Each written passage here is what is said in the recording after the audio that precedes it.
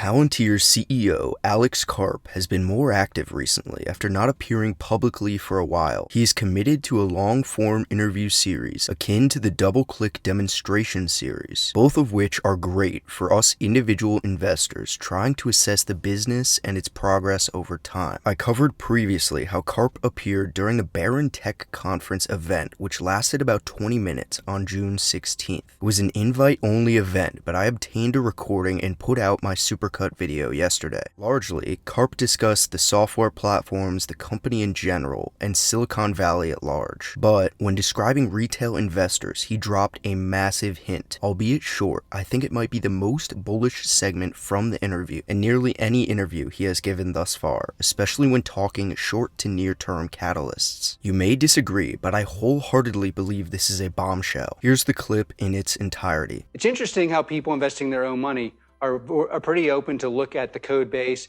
look at the quality of the engineers, look at the products, do due diligence on what the clients say, look at forums and see who's hiring, who's hiring.